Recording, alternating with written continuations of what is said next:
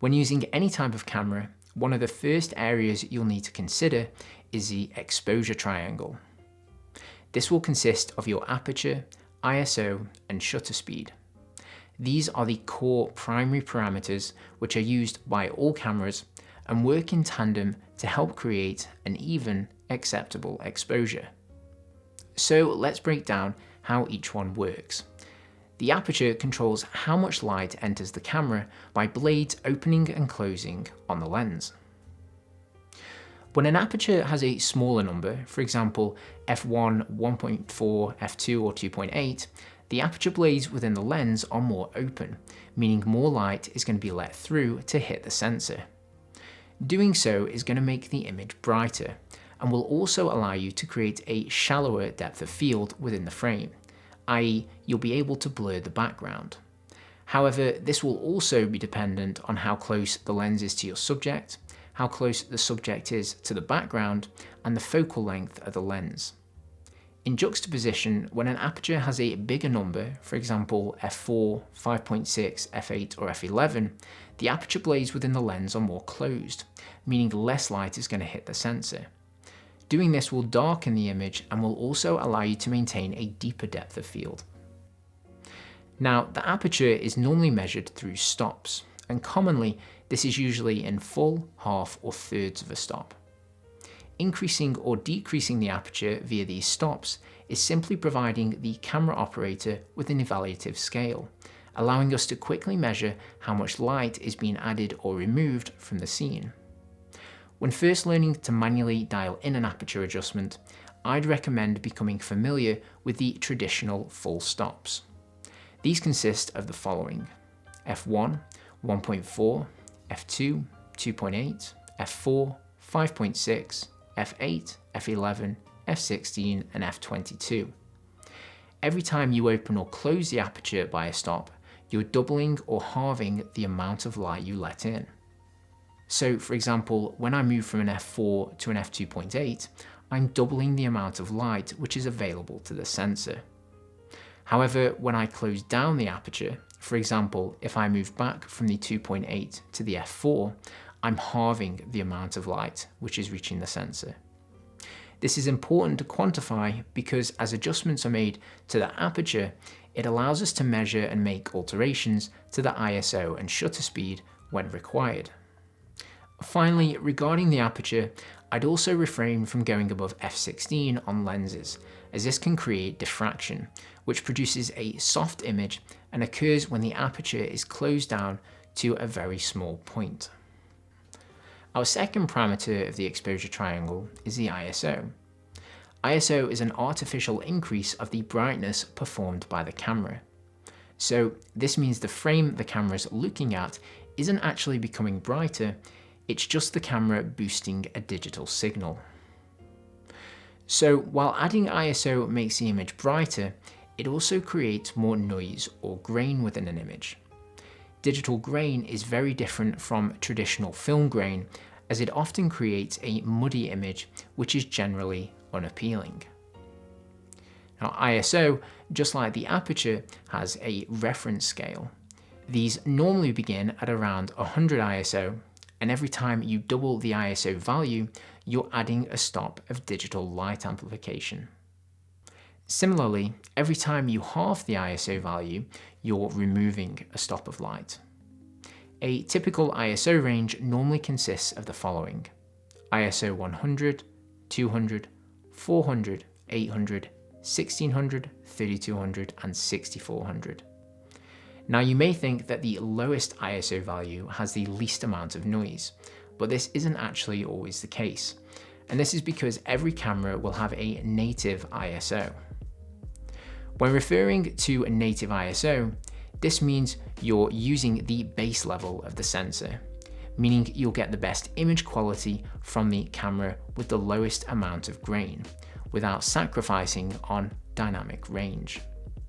Dynamic range refers to the amount of detail, i.e. information, a camera can retain across a range of brightness values. When a camera has good dynamic range, it means it can see and record a lot of information in the shadows, midtones, and highlights at the same time.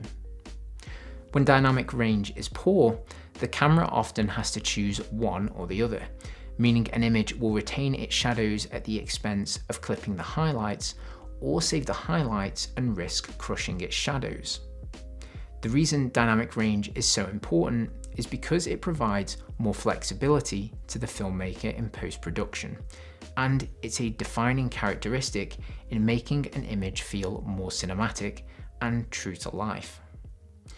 This is because biologically, our eyes are able to perceive around 10 to 20 stops of dynamic range in an average situation, meaning that the closer a camera can come to mimicking this, the more realistic, familiar, and true to life it will appear. Furthermore, movies which were shot on celluloid film, which many of us have grown up watching, are the benchmark for what we class as looking cinematic, and these had about 13 stops of dynamic range. So the closer a digital camera can get to this, the more familiar the image will appear. The native ISO on the C100 is 850, and this is represented on the LCD display by brackets. Whenever possible, it's ideal to stay at or as close to the native ISO as possible. When you want to make an image brighter, I'd recommend either opening the aperture or adding additional physical lights to the scene. Finally, to complete our exposure triangle, we have the shutter speed. The shutter speed determines how long the sensor is exposed to the light, i.e. the image, per second. This again will make the image brighter or darker, but will also affect how motion is perceived in any given frame. When a higher number is used, for example 1/500, very little motion blur occurs. This is often used in photography for fast-paced action, such as sports or wildlife photography, because this allows you to freeze the motion and create a sharp image in a single frame.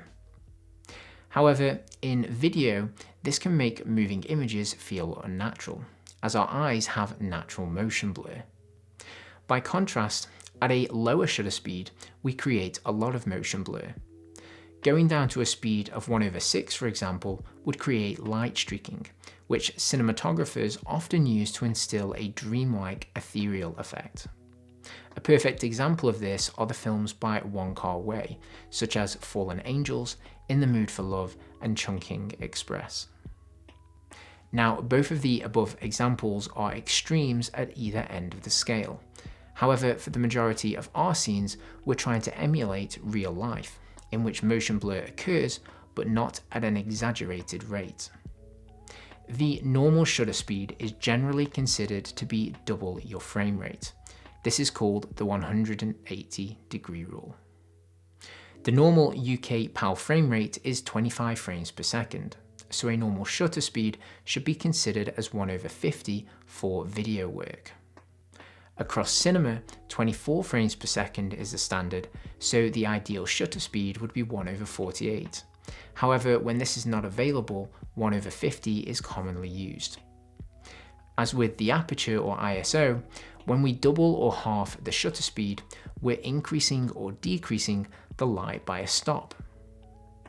It's worth stating that although you can change all three areas of the triangle to get correct exposure, in video, I'd recommend only changing the shutter speed as a last resort, as motion blur plays a critical role in making something appear natural. Finally, an additional parameter which can help with the exposure of a scene, especially when shooting outside, are ND filters. ND filters are sunglasses for the lens, and they reduce the amount of light hitting the sensor without altering the color temperature. This gives the camera operator a more finite control over the aperture, shutter, and ISO adjustment. For example, in this shot, I have my ISO set at its native sensitivity to get the best dynamic range and lowest amount of grain. I'm also adhering to the 180-degree rule and using a shutter speed that's double my frame rate to maintain a natural motion blur. In order to get correct exposure while using these settings, I've had to set my aperture to f8. However, this isn't allowing me to create the shallow depth of field that I desire. So, as I open the aperture to f2.8, creating this shallow depth of field, the scene begins to overexpose, producing an image which is unusable. However, when I add a level of ND to the frame, I'm able to bring back the exposure to an acceptable level, while still being able to retain the lower f-stop of 2.8. Finally, it's worth noting that when shooting indoors, ensure you haven't accidentally left the NDs on, as this mistake may mean you'll have to bump the ISO up drastically to get an even exposure, and this will most likely create a lot of noise and grain in the image. Until next time, keep shooting, keep being creative, and we'll see you soon.